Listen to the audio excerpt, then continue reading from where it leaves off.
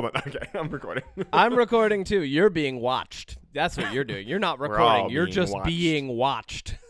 That's okay. I put on my show. Let's become a conspiracy theory podcast. Those are popular. People love those. Like, you can really market that shit. Like, people eat that up. They're yearning for conspiracy theories. My former employers pivoted from trying to be conservative Elon Musk bros to just basically being like, the ice wall might exist, guys, and The vaccines, ice guys. wall? Yeah, they turned into conspiracy theorists. What's the ice wall? The ice wall, Antarctica. You know, like we're on a flat Earth and there's the ice wall or whatever. Shut up. You've never heard of the ice wall theory? No. That there's a giant wall of ice? This is okay. This is the only way I'm interpreting this. I am so far intellectually distanced from stupidity like that it just doesn't even reach me. Like, it's so far out of my algorithm and just my general like life experience that it just doesn't even touch the realm of my day to day. You know, like I can't believe you've never heard of the ice wall, though. Dude, that's the only explanation.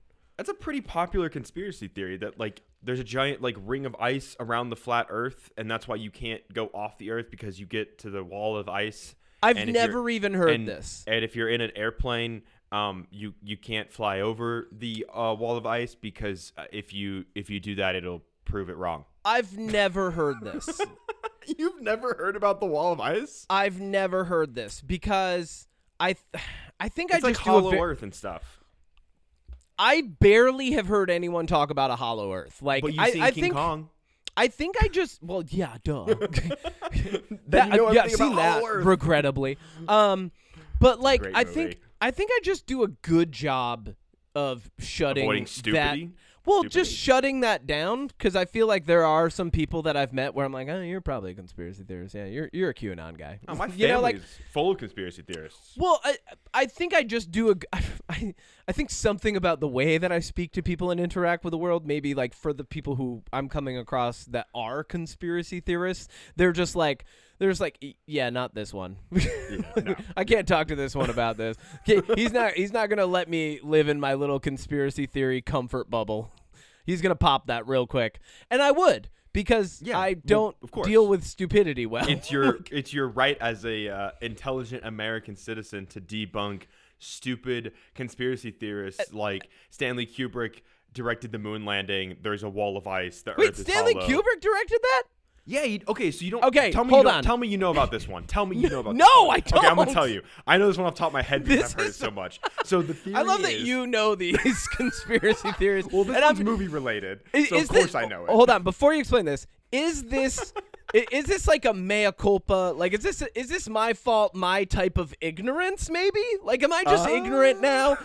Have I gone so far into not knowing conspiracy theories that I am a new version of ignorant? Yes. Okay. All right. Yes. Explain I'm it. gonna say yes. Just for shits and Explain giggles. the theory to my ignorant ears. Educate me, please. The theory is that the moon landing was directed by Stanley Kubrick because of like shadows and like the way the flag is moving in the footage. It has to be a soundstage, and he dropped hints that he did this in The Shining because the sweater that Danny Torres is wearing has a NASA spaceship on it that they used to go to the moon, and the room, he changed the room number and it matches like something to do with the moon landing. Like it's a number associated with the moon landing. And so everyone's like, well, he did it. He obviously directed the moon landing because Danny Torres had a spaceship on his sweater, and that number on the room in the movie,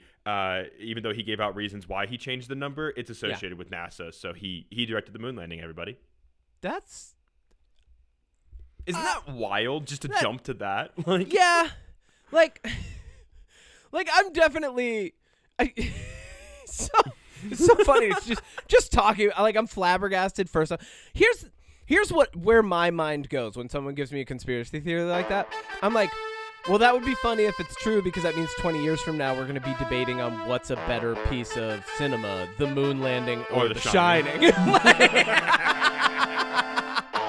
That is so... Here's Buzzy. Like, you know, like...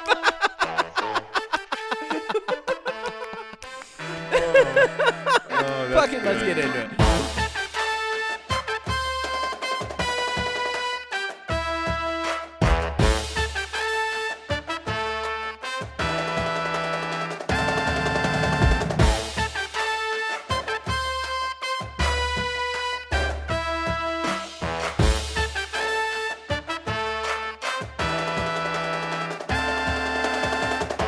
Are you ready to clap? Are you ready to slap your face? Yeah, I'm ready. I'm warmed 3, up. 2, 1. Welcome back to another episode of the UnPop podcast. I'm your Capitan Todo El Siempre with his incorrect Spanish, Kevin Minor, he, him. With me as always is... Odie Matthews, the director of the Mars landing, cooking up delicious content. They, them. You and Starlink with... Yep. I'm going to leave Elon there. I'm going to turn around and be like, I forgot the eggs, and turn around and just leave him there. Let's keep going with the space stuff. What I love if Starlink ever succeeds and we have to make a movie about it is the first opening scene needs to be multiple spacecrafts just exploding and raining debris on North America. Yeah. I love people are moving to Texas right now with Joe Rogan and Alex Jones and all the other and then Elon at the same time is like, great, I will launch my spaceships from here, and then also the people who are moving there are then getting warnings on their phone that Elon's blown up another ship over their heads. Yeah. Like, isn't that wonderful? It's like hurricane season in Florida, but it's spaceship debris season in Texas. Like everybody's just like, Elon's launching another rocket. Stay inside today. Like, yeah, basically. This is fun. Dude, you know what That's else I love your about life. That? Like, you move to a state where you get warnings about the guy who made the car that all of your obnoxious neighbors drive is launching a rocket, so you have to look out for debris. You might die. You could die. You have a likelihood of dying from spaceship debris because of fucking Elon Musk. It's like getting struck by lightning, but somehow more rare. Hilarious. I love it. You know what I love about... Mwah. You know what I also love about the moon landing conspiracy? It just made me think of it. Yeah, hit me. That would also mean that from 1969 to now, so what is that, like 60, almost 60 years? I'm not very good at math with years. That means that for like almost 60 years, everybody involved with that kept it a secret. Yeah. And like our government, there's no way. There's no way. Somebody would have leaked it. Like, let's be honest. You would think... at the same time that, like, you know, like the pandemic's happening and the government's just like, by the way, there's aliens, you would think they would also be like, all right, so guys, moon landing. You know, like, you would think Kubrick. At the same time we're releasing those documents about, like, aliens on Earth, like, they would be like, also maybe moon. There's two things with the moon landing that any Buzz conspiracy Aldrin, theorist, for like, one.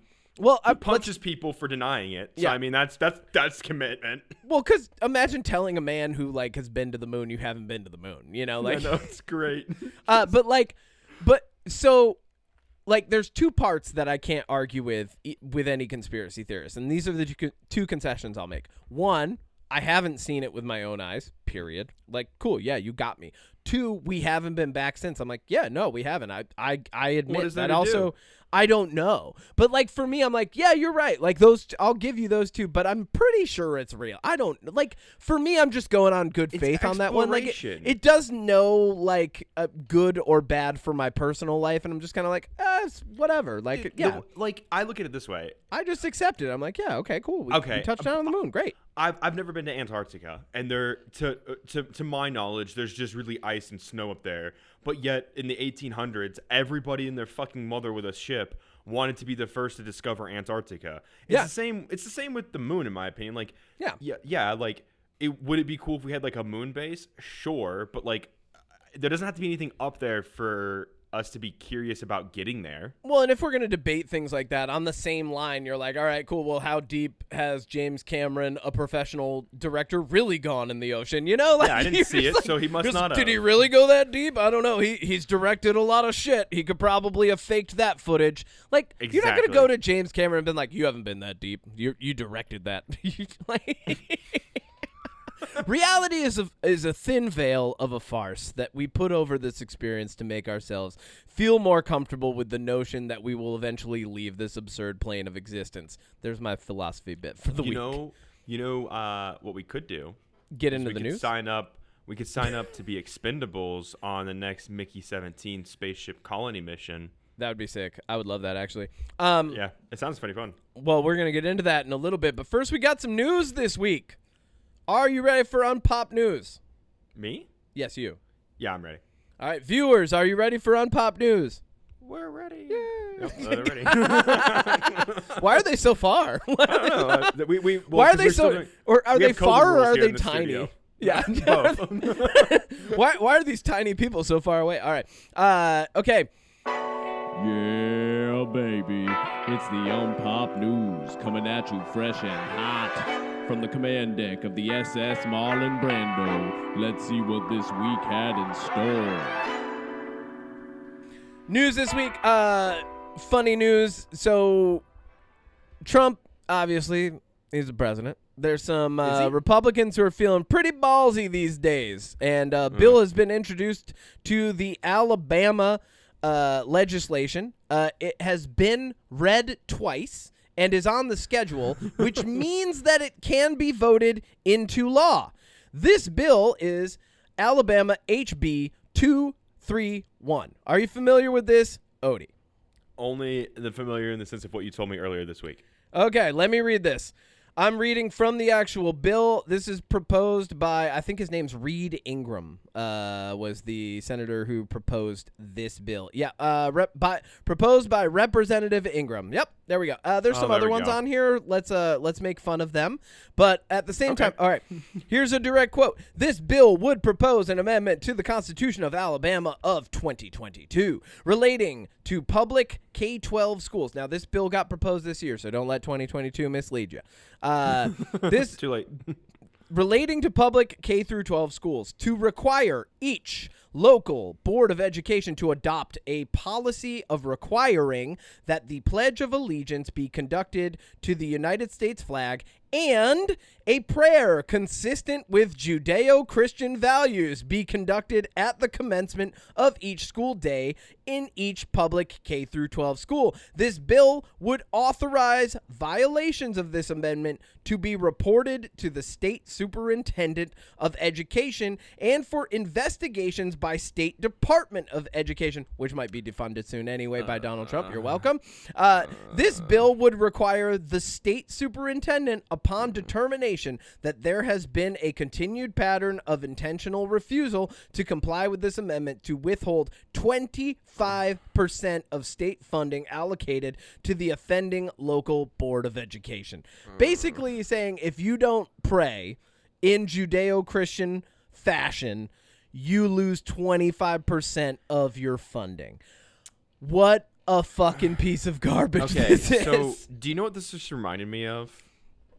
Nazis. When I was Nazis. Well, yeah. First, I think we should just always like that. That should just be like, just like yes, it's implied Nazis. Yes, Nazis. but also, hit it. On top of that, so for those that don't know, I was homeschooled until halfway through 7th grade. Yes. So for a majority of my education, not only was I homeschooled by far right-wing conservative Christians, which I mean, again, when my parents believe in conspiracy theorists and they're homeschooling your kid, that's not a good combo. That's not a good combo move in Mortal Kombat. If it was a combo move, you'd be killing yourself. But I remember when I started public school for the first time in the South too. Yep. And the first period, we get up and everybody says the Pledge of Allegiance to the flag. Yeah. And I was like, what are we doing? And I know that we don't do that anymore. I don't think we do that here in America anymore. But I remember the shock. And that's coming from a conservative Christian family. And I was like, why are we pledging allegiance to the flag in school? What are we doing? That's so weird. That's so culty. Mm-hmm. That's Nazi Germany. That's weird. Well, that's indoctrination. Yeah. Exactly. It's that's weird. what you do. It's fucking weird. Yeah, I don't like it.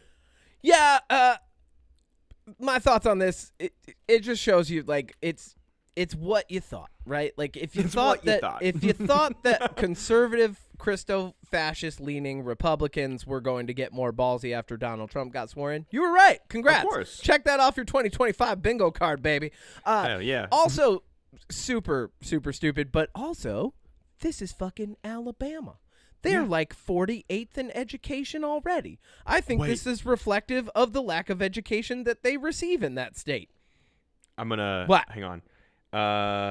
We're going to do something. If you need to keep talking, go for it. Yeah. Well, I was going to move on. So do your thing. Don't move on. The only thing, like, I would say, first off, Representative Ingram, big fuck you this week. Fuck you of the week to Representative Ingram. Like that could be our new bit. The fuck you of the week goes to Representative Ingram of Alabama.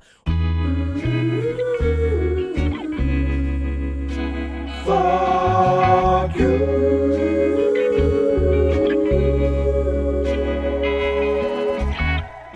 Why are you not separating church and state? That's part of your responsibility. Okay. Get the fuck out of here. So I was Googling real quick. I wanted to see the top states for education. Mm-hmm. I just went to a Republican website that had Florida at number 1 and Utah at number 2. So here's the real list. Here's the real list in case anybody was actually wondering. For the top 5 in education, and this is just K through 12. Hit me. So at 5 is Massachusetts. Woo woo, Boston. Northeast, then Vermont. Then Connecticut, then New Hampshire, then New Jersey. New York is at number 6, by the way. Now, here's the bottom 10. That's a bummer. Yeah. Hey, you guys are in the top 10? I thought we were smart. You top 10, baby? That's not good enough for me. Okay, sorry. So bottom, here, we're going to do bottom 10, starting from 40 down. Okay. 40 down. So California, Tennessee, Florida, North Carolina, Oklahoma. Checks out. South Carolina. Yep. Alabama. Checks so Alabama's ranked 46. Yep. New Mexico, Nevada, Louisiana, and number 1, Arizona. Oh, that also it's tracks. Too hot for them to think straight there. So that makes sense. It's like 150 degrees year round. When your brain's being cooked like an egg all summer. Dude, how Ohio's 18. Ohio should be 51. It should be ranked 50 and 51. Anyway, I thought that was interesting. So I think the socioeconomic and political leanings of a state aren't indicative of the education level within that state, right? But at the same time, none of the things that you listed off surprised me, except for the fact that I thought New York might be a little higher, but I guess... Suck it, New York. Massachusetts is better. Yeah. Oh, man, we got to work on that. Yeah, you do. Anyways, next on the news. Next on the news, baby, we've got rolling back the billions. The DUGE Department has made some miscalculations that have recently come to light. And those miscalculations are in that the Department of Government Efficiency, which is what they initially attempted to label themselves, but now doof? What's up? So doof? Yeah, now they're just douches under government ejaculators. But nice. So they douche, the DUGE Department. Well, they started out as a government efficiency department. All of the calculations they've made have now been fact-checked, and the vast majority of them were incorrect. They reported billions of dollars that they had found that they cut that were actually cut in the previous year, and the departments had reported them to them, which the DOGE Department, in a very inefficient manner, did not double-check. They just threw it up on the website, baby, because that's what these guys do. Like the guys who are running this department under Elon Musk, they're fucking crypto bros. They don't know what they're doing. They don't check shit. You know what they do? They look at their Coinbase wallet every day. That's it, man. Dude, so, so I have 2 points on this, actually. Go finish your point first. Sorry. I also wanted to point out, so when U.S. aid was cut, they reported that $650 million was cut from 3 separate departments. These were actually departments that were going to get $650 million total. So what they did was then they triple counted, right? And these are supposed to be like, this is your only job. You have one job. It's to find the money that you're cutting and justify it, but they're not even doing that. So now that they're being fact-checked, that's getting rolled back. That's a waste of money. They're inefficient. And then the last thing that I wanted to point out was they also counted money that was signaled as okay to be spent. So this was money that was on credit. It hadn't actually been used yet, right? This money didn't even go out the door, and they're counting it as a savings, even though it hasn't been like it still would have had to go through a process to be sent out to the organizations. So they haven't actually saved anything. And when you get rid of all of the things that were incorrect, they've actually only saved like tens of millions thus far. Oh, it's not very much. And on top of that, so you probably heard Elon Musk's department keeps sending out these emails like, what are 5 things you've done, blah, blah, blah, justify your job. Yeah. What the fuck is that? Somebody in one of the departments, like one of these federal departments that's getting cut, did the math and was like, okay, if all, X amount of employees spent 5 minutes, just 5 minutes responding to that email, to these emails, it would cost the government $17 million. So how are you helping us with... You're costing us money to answer these questions. You have to already get rid of $17 million. And then let's let go of the fact, let's not ignore the fact that this is being sent from someone who's not a government official. Of course. And from a department of people who aren't actually contracted by the government but are being paid by the current administration. And department heads are telling their people, hey, you don't need to worry about responding to that. Yes.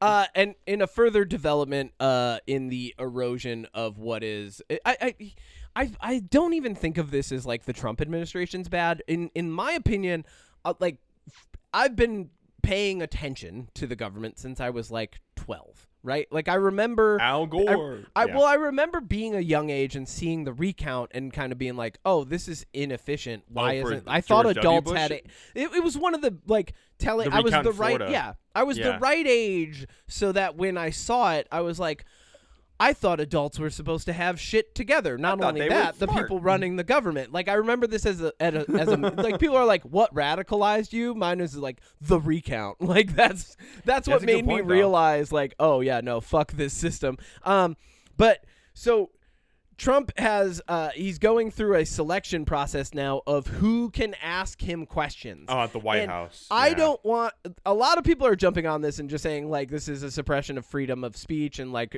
freedom of press and stuff like that. Yes, but also this is just a man showing you that he's afraid of hard questions. Well, there's that 60-minute interview. Remember the 60-minute interview? Where he's like, you're not going to ask hard questions. And she's like, how do you feel about the pandemic? And he was like, man, I'm leaving. Yeah. He's like, I'm not going to answer that. It's like, I'm not no, answering you that. have to. That's not a fair question. You wanted this job. Well, no, he wanted the title. Yeah, well, but that comes with the title. Anyway, so that's all I got for news bashing on our, inefficient system of government that we're just where I was going was this administration is just showing how poorly the government can be run if put in the wrong hands, but there aren't enough systems in place to stop it from being poorly run, as we're seeing. So really, a lot. I feel like I come across as like liberal because I'm gonna bash on these guys and highlight them really just because they're stupid and bad at their jobs. But like, just because Democrats are better at their jobs doesn't mean that right now they're they look better at their job. Period. Yeah, and I describe it like to people. I'm like, look, if you put me in a room full of political people, they'd probably think I'm the most dangerous person or thinker in that room because I'm really like Ron Swanson. That's my honestly, my real take on the government. Let's be honest. Because I got a comment on YouTube that really cracked me up. Hit me. And so in my Fantastic Beasts video, I did the math because I wanted to see like how long of my little spiel was like triggering people. Yeah. I talk about J.K. Rowling for like, I think I did it. It was like 18 seconds is my whole bit on her where I'm like, hey, she's kind of a piece of shit. She's obviously done a lot of shitty things, but all I say is worth it to mention. All I mentioned too, this is exactly what I say. There's an actress in the Fantastic Beasts trilogy that in between filming number 2 and 3, she spoke out on Twitter about trans rights, and obviously J.K. Rowling being a giant transphobe was not okay with that, and she cut this lady's role, who is a pivotal character in her own story, out of spite. And I basically just am like, hey, these are speculations about why she might have gotten fired. One of them is that she stood up for what she believed in. And if that's the case, hey, like, good on her for standing up for what she believed in. J.K. Rowling's a piece of shit. Moving on. Yeah. And so no, that's it. Somebody commented and was like, she stood up for what she believed in. Yeah, well, what's what J.K. Rowling's doing and you're going after her. And so I responded and I was like, hey, if your beliefs hurt people, you're a piece of shit. Yeah, like if standing up for what you believe in is segregating, alienating, isolating, and degrading other people, fuck your belief. Fuck your belief. So this person fired back, Kevin, and was like, yeah, but if Donald Trump came out and said that he was trans and was the first transgender female president, your belief on transgenderism would change so immediately. And I was just like, I'd be pumped, and I'd also laugh. I'd be like, let's go, President Donna. Let's go. Yeah, with all your come on, supporters. Donna Trump, go, baby. Donna. Let's fucking do this. Like, so I just think I love that. Yeah. Like, I love that. Like there's a funny adherence to a completely impossible hypothetical that MAGA Republicans, I'm not just going to say because I know conservatives who are intelligent and also can lean toward the middle. Oh, absolutely. MAGA Republicans and people who adhere to and also people who love Donald Trump, who is a president who cannot read beyond the 8th grade level or speak beyond the 8th grade level for the most part. Yes, I know. But like they tend to use this exacerbated, exaggerated hypothetical to make an argument like that's the penultimate point that they could make. They're like, yeah, but if he changed, you wouldn't. And it's like, no, nah, you're right. I wouldn't. I would probably support him because I'd be like, oh wow, funny. Yeah, people be like, rest in power, king. You know, yeah, like or queen at that point. It goes back to another. It goes back to another. I love that argument, actually. Yeah. I say bring that to the table all the time, conservatives. Dude, like, there's MAGA Republicans, bring it. Like, my final two thoughts on this is, one, if Democrats were in office and they were doing exactly what Trump is doing, they brought in a billionaire and stuff, I'd be saying the same stuff. I'd fucking hate it. I'd be like, yeah, no, fuck these guys. Yeah, for sure.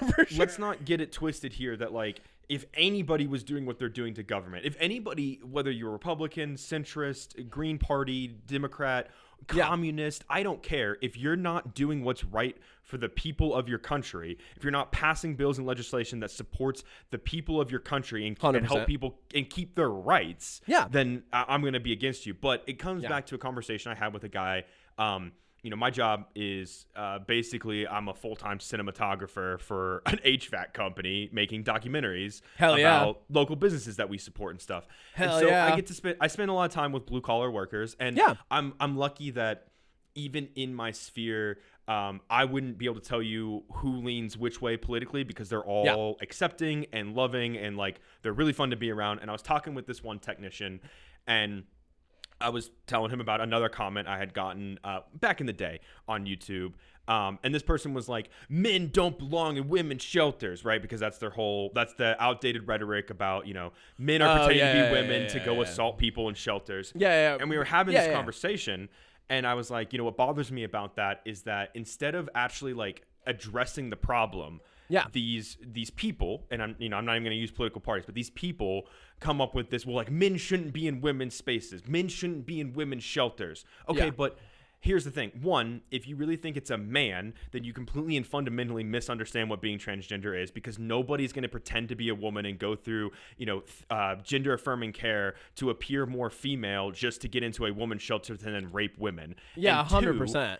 The problem isn't, even if there was like a larger percentage of men doing that, which there isn't, I want to make that very clear, but let's say there was, then the issue isn't them going into women's shelters and doing that. The issue is, why do we have women's shelters in the first place? Why do we have homeless shelters in the first place? Oh, yeah. Like, it goes back to, this is what I was going to say about DOGE, and this wraps up my whole point. Oh, wrap it up, baby. They're making the Veterans Department fire 75,000 workers. Veterans Affairs in the VA, and any veteran that listens to this probably knows how much of a nightmare the VA already was, even even at full staffing. Hold on, you just reminded me. Keep going. For a party that says that they care about veterans and care about people and is pro-life, you're cutting funding and you're cutting staffing that support groups of people whose lives depend on getting that help and that care. Going to the VA is a fucking nightmare, and you just cut a big chunk of that workforce out, making it even more of a nightmare for veterans that need help. You know what I mean? Like, they jump over the problem and create an invisible obstacle instead of addressing the actual problem, which is shelters in the first place, the staffing power needing to be that high to support the veterans that are in need. Like, rant over. Drives me crazy. Thank you. Oh my God. We'll have more on this next week, but this is like a new report. But literally, Pete Hegseth, because of the anti-DEI rules in fuck that guy. The Pentagon under Pete Hegseth has targeted the Enola Gay as part of their anti-DEI movement. Kevin, you can't make this up, man. Kevin, it's the why name are you making of stuff a up? I'm not making that up. Why are you making this up, Kevin? Dude, that's on Forbes. Like, that's like. Dude, you know what's great about? You know what I love about Pete Hegseth? And this is my last little bit of political for this episode. Hit me. Yeah. I love that. Thanks to transgender people being banned from the military, if we do go to war, they can't call me back, baby. I don't have to fight in this stupid war, baby. You can't Let's be go. called. Yeah. You don't want me. I'm a they them. I don't know how to use a rifle. You can't even be drafted, baby. Let's go. So, we should do a separate segment to make fun of politics. I feel like there's enough material here, and I feel like hear me out. You let me know. I'll let you know. I feel like the discourse on social media and what gets uplifted by the algorithm, it tends to be people who are outraged, and what that does is it creates, no matter where you are on the political spectrum, it creates a cycle of outrage that you can just be fed, right? And then when you click on it, the algorithm goes, hey, yeah, more of that for you. Here's the outrage because you liked that. So here's more outrage. Keeps you in that echo chamber. I think what we should do as responsible, fun-loving citizens is to just make fun of the government incessantly and do, regardless of who's in office, we'll find the funny things. Like The Daily Show, but without restrictions. And we should do that for 10 to 15 minutes and just separate it. Are you cool with that? I'll make fun of Democrats. Absolutely, dude. I'll make fun of them all. Let's do that. Like politicians. So let's separate that, and we'll do a political discourse, and it'll just be shits and giggles off to the side. Let's do it. And that way, because then UnPop will just stay pop culture stuff.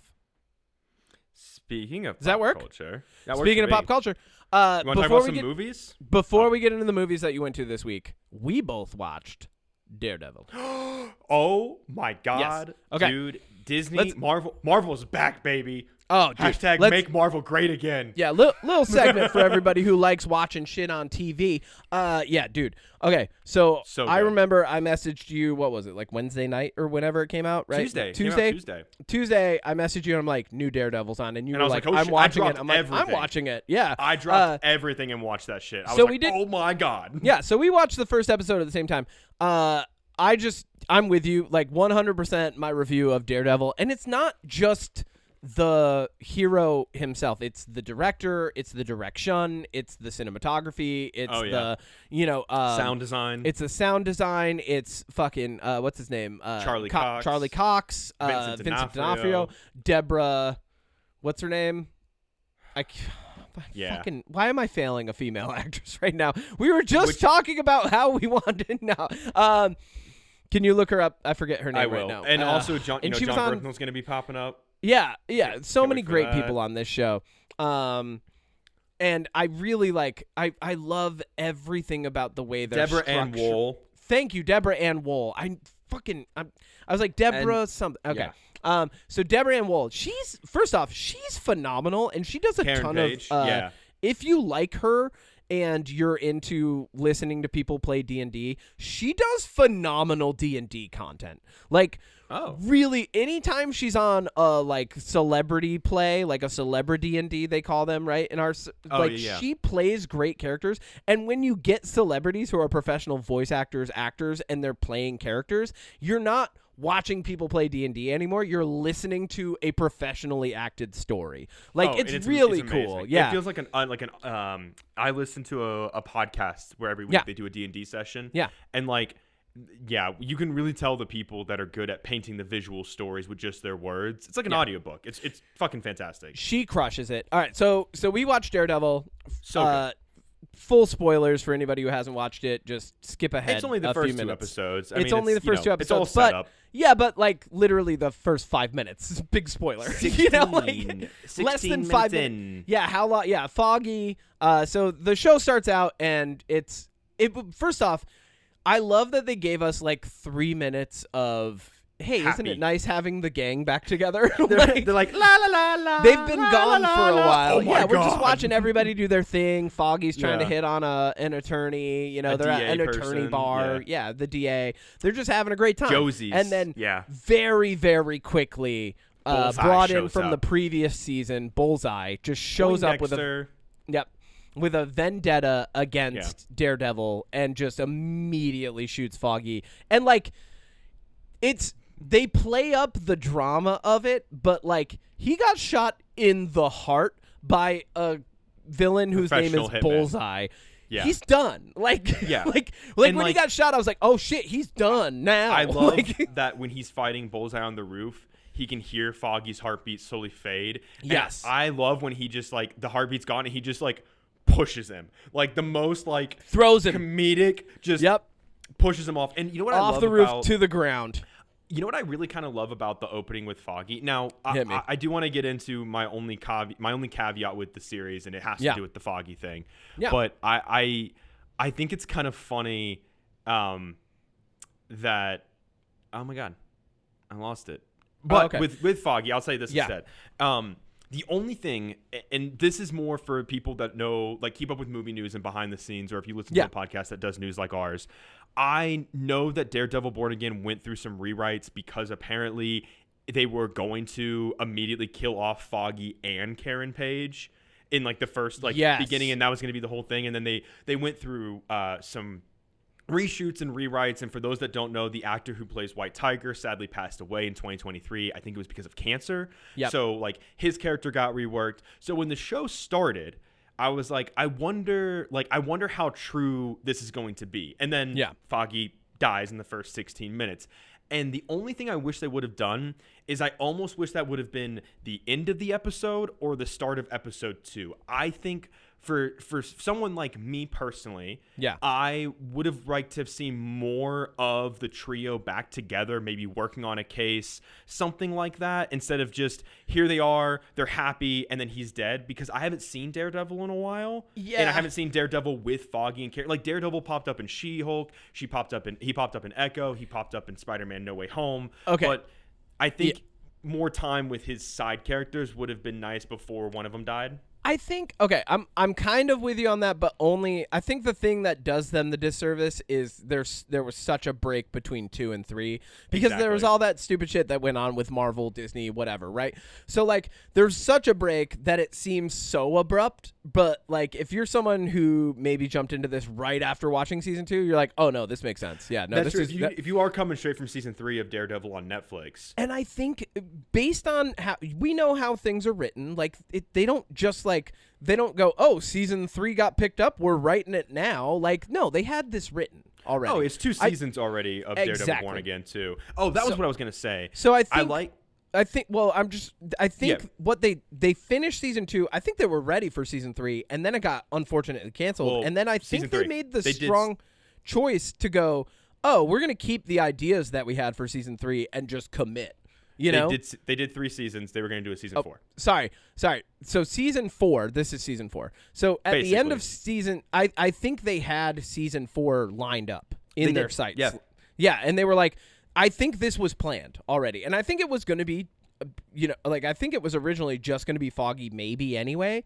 I think so, yeah. But then I think what happened, because you're talking about rewrites, I think because they probably can't get Deborah Ann Wall anymore because she's doing other cool shit now. So like I think what they did was instead of killing her, like, and this is kind of the thing that I didn't like about it, is like, oh, but she lives in San Francisco now. Yeah, she's not. She's on the other side of the country and can't be involved. Like, so did you hear their speculation? So in the Venomverse, Eddie Brock is in San Francisco. Oh, okay. I doubt that Marvel is going to team up with Sony to put Venom in a Daredevil to put Tom show. Hardy in the Daredevil show. That's what I was going to say about Foggy's death. What I do like is that all you get is he was working on a case and the guy was scared and he didn't tell Matt about it, and then Bullseye just killed him for it. And it seems like it seems like a really petty, like low level case kind of thing, but it was big enough that Bullseye, because I don't think I got the impression, and maybe I'm wrong, I got the impression that Bullseye was just doing a job and Daredevil just happened to intervene. Because Bullseye was very much trying to get away from Daredevil at one point. He was like limping away pretty hard, throwing knives at people. Yeah, I think yes and no, because I think because Bullseye says hello to Karen. Like, he's like, hello, Karen. You know, like, he's very clearly about to kill her personally, because he shoots 3 people and then he's walking toward her. You know what I mean? That's true. And then Daredevil shows up and he fucking knows. I love Daredevil, dude. So Daredevil is he's in my top. I have like 4 favorites. I can't do 3. Yeah. And Daredevil, Moon Knight, Ghost Rider, and Punisher have always been my favorite Marvel heroes because they're weird, but they're real. Like, they're weird, punchy guys. Punisher's just an angry military veteran, relatable, who likes guns and kills people and hates corrupt cops. Daredevil is just a blind guy who can hear really well and punches people. Like, Punisher is just like he's Batman, but not Batman. Yeah, he's Batman with guns. Yeah, he's Batman with guns. Like, but the whole series, much more vague moral code. So to give people an idea, I guess, about what this one is setting up, and I can talk about the comic line a little bit. Fisk is back. He's running for New York City mayor. He's not just running; he is the mayor. Well, it starts with him running, and then First episode's him running. Second episode, he's the mayor. Yeah. This is lined up at the end of Echo. If anybody watched that show, which I don't think anybody did, I did not, but I think I should. It's not bad. Yeah. I mean, at the end of that, it's teased with I think it's like a post credits where he's on a plane going back to New York, and the government, like the mayor's race, is on the TV, and he's like, "Oh, now maybe I'll run for mayor." So in the comics, and I just kind of to give people maybe an idea of where this is going, or like fun things that you could hold out for, maybe.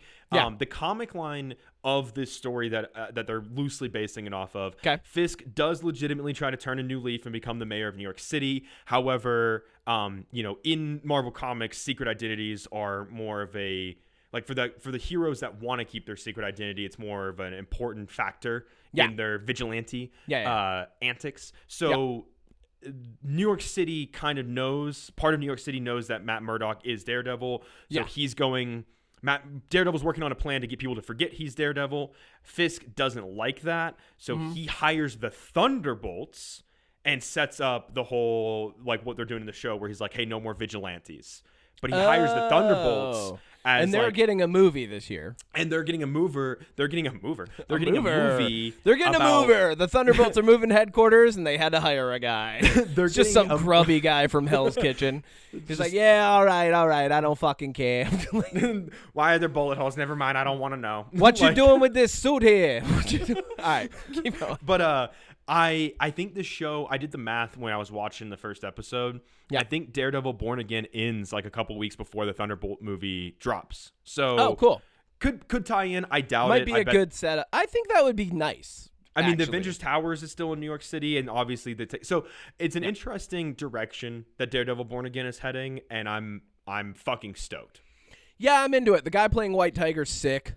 Good actor. And Bullseye's gonna come back at some point. Like my yeah, theory you know is, he's my because theory he just went to jail. Like that jail's not permanent in the superhero universe. Like, here's my stay there. Here's my main theory for Daredevil. Jail is, you know what jail is in the superhero universe? It's the fucking it's the thing on Monopoly. Like just roll double sixes and you're fucking out, man. Just like, wait for a villain to come pay for your bail or whatever. Just villains are Like- just in jail. They're like, all right, I got to be here another turn. Sorry, I didn't roll doubles. I think at some point Fisk is gonna break him out, put him Okay. in a costume where you can't see his face. Yeah. And that's gonna like cause the tension between Daredevil and Fisk at the end of the season or something. Yeah. I just like that they can roll doubles and get out of jail in the superhero universe. That's what I like about it. Yeah.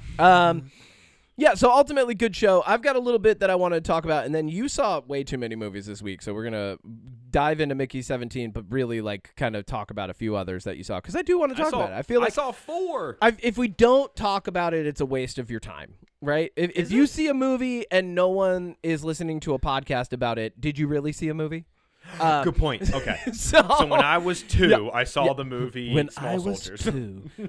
Wait, you When were I was 2? a boy. Stop. I don't know. I was just making a joke. I was don't know. like When did that movie 9. come out? When did that movie come out? I was probably like 9 or 10. It was close to 2000. It was either close to 2000 or in 2000. Then I definitely wasn't 2 in 2000. I was young enough but old enough to love it and not recognize that David Cross was going to be one of my favorite comedians later because he's fucking in that. Anyway, so Magic the Gathering news. I care very much about this. Well, so there are multiple things that have been announced. There is a cartoon universe that is being developed with Netflix. Like there's a storyline that's being developed there. There's a live action movie with Legendary Studios, who did the D&D movie. We've talked about this a little bit, but there's some developments on that.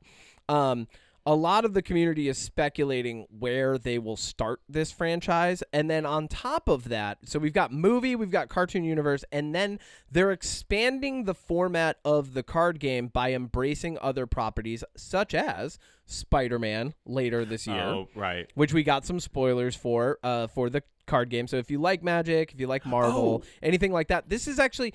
And I've been thinking about this a lot because it's been a hot topic in the community.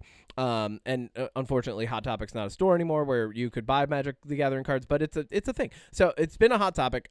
We do have Spider-Man coming out. We got Avatar: The Last Airbender, the set. This is one of the things that makes the most sense of any Magic the Gathering universe because you have the different colors of mana, right? You've got green, red, white, blue, black. So very much leaning into the Avatar: The Last Airbender color pie that you could have. Elements. People are pumped about this. There's a lot of people who are like, let's call them Magic purists, right? You have the purists who are like, stop ruining my game with, Lord of the Rings. And admittedly, there's a lot. There's Lord of the Rings, which I love. There's Transformers in Magic the Gathering now, which was kind of a weird take, but fine. There's now going to be Final Fantasy VII in 3 months. I think it comes out. Final Fantasy. They're exploring that universe, right? And they're still releasing stuff within their own universe. And what this, we've called it Fortnitification before, but I think I've been thinking about it more. And what they're really doing is they're bringing more people from other realms of interest, because it's not like they're just like, oh, we're only reskinning Magic the Gathering cards. No, they're developing new mechanics. There's Fallout, there's Warhammer. People want to play as Aang or a person from Fallout. Now they get a chance to play an engaging card game against aliens, which is as cool. They're playing Fallout. And that's dope. and at first, I was like, some of them I'm kind of like, that's not for me. But then I realized as I'm looking at the game and I'm looking at people enjoying the new cards that are coming out and maybe even getting into it for the first time, I'm like, oh no, this is cool because I'll sit down and play against those. I'm building my own decks and they're an expression of who I am. Why wouldn't I want other people to come in and express who they are with cards? You know, I think it's actually a really cool thing. And although I did kind of want to have a dialogue about this, I think it's a double-edged sword. I think you have dilution of the IP that people love, but then you also have an opportunity for new people to come in and learn about that IP. You know what I mean? Yeah. Oh, I think Magic can act as a doorway. I mean, there are say what you will about Fortnite, there's a reason why it's one of the most popular battle royale games and why they're constantly doing collaborations with anything from movies, comics, real life people. I mean, Mr. fucking Beast is in that game. Like, yeah, you know what I mean? Like, yeah, 100%. Yeah. So I'm with you. Yeah, and the thing that I've really been like thinking about is like, there's also like, and thinking about it from the reverse end of the spectrum, there's actually a lot of people who are really into Magic the Gathering and have been for a long time, you know, that haven't watched Avatar: The Last Airbender. So like it works both ways, because then you'll have these people that are like, oh no, I actually kind of like the design of this card. What's this about? You know? And Avatar: The Last Airbender, you know, even though it's not in my top 10, one of the best shows of all time. Like I'm not gonna shy away from admitting its objective greatness, you know? Incredible. Yeah. So I wanted to make sure that I shared that, and we talked about it a little bit. Like I thought it was an interesting thing to bring up. Like there's this cross-pollination of cultures that is existing in a centralized place like a card game. And I've even like in talking about these expansions of the universe into like live action movies and things like that, some of the people who I know who love the game the most and are like content creators and influencers around it are kind of coming out and going, yeah, listen, I'm not a lore nerd in this game. I don't know much about the lore. So like this is a game to me. That's what it is. Yeah. Yeah. Which it's cool to like see the culture itself within this game kind of ebb and flow and shift in different directions and whatnot. Oh yeah, totally. You know, I bet you if somebody went through and cut out every piece that you talk about Magic, we could probably have like a little mini podcast of all your Magic the Gathering. We could. I like bringing that news. I think it's a cool thing. Fucking celebrities are playing it. Like the game keeps growing. Like I have people that find out that I play Magic and they're like, "Can you teach me?" And I'm like, "Oh, sick, yeah, for sure." Yeah. I found someone to play with here in Colorado. So hell yeah. All right, you went to the movies this week. Cue the music. Me? Yeah. Play it. I'm holding up a reverse Uno card. Oh, okay. I'm gonna play the music. All right.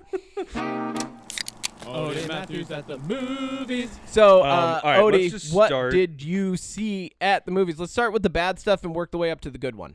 And I say good one. Oh, I was going to say they were all good. I forgot about the very bad one I saw last night. Okay. I pushed it out of my brain This past weekend you saw, well, okay, so they were all good, but except for the one last night. What did you see last night? Okay, so I'm going to do this in order that I saw them because it's going to be easier for me. So Monday I saw the movie Last Breath, which is based on the harrowing true story of some basically deep sea divers off the coast of Scotland go down in like a pressurized capsule to work on like power lines underwater or whatever. I should know this. I saw the movie. And in a real life event, the like stabilizers that keep the ship that everything's attached to like in place, they were in a rough storm. The system like rebooted itself or shut down, so it started to drift. And the divers that were working on the power lines, one of them got snagged. His umbilical cord that, you know, holds his oxygen and everything gets snapped. And basically he has, I think it's like 8 half an hour. He has 8 minutes of oxygen. Oh. And spoiler alert, I mean, good movie if you like these kind of things. It's terrifying for me because I don't like the ocean. But basically, like the people on the ship, the captain has to manually, which this ship is not meant to be controlled manually unless you're in port. So him and his like co-captain manually operate the ship, getting it close back to where they were, while the two other like divers that were down there with the guy that got left, you know, work on getting him back. The diver that was left climbs up in the dark with just a flare to the top of the tower that he was working on. And after 30 minutes, they get him back in. And surprisingly and miraculously, he's fine. After not having oxygen for like 22 minutes to the brain, he ends up living. Who's the cast in this? It's got Woody Harrelson, Simu Liu, and then Finn Cole, who I know mostly from playing he's young Vin Diesel or young John Cena in Fast and Furious 9. Oh, okay. So obviously they couldn't get Jason Statham for yet another underwater adventure, nor could they get giant sharks, so they got Woody Harrelson. It's a younger kid. I guess Woody Harrelson? Woody Harrelson's great. I mean, him and Simu Liu are the two divers that are down there with him, so they have it cuts back to them, and Woody Harrelson does a lot of like monologues and stuff. Okay. And Simu Liu's kind of playing this like the bad boy of diving. So he's got a little bit of a chip on it. It's good. It's it's a 90-minute, I don't know. I mean, it's probably like one of those that might be worth seeing on streaming. It's hard to gauge rescue missions based on real life events because if you know the real life event is successful and you know nobody dies, I mean, you're really just watching a reenactment at that point.